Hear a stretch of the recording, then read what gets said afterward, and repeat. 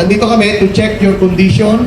Alam ko, pagod kayo during the typhoon.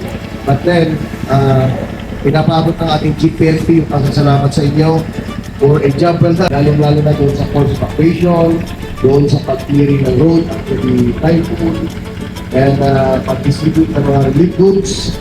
Marami kayong ginawa. Alam niyo ba na during the typhoon, halos hindi rin ako makatulog.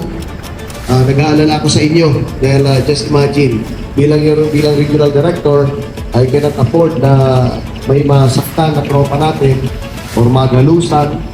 Dahil nakakatuwa naman, alam ko maraming nasirang barracks, but then ang importante, walang nasaktan na pulis natin.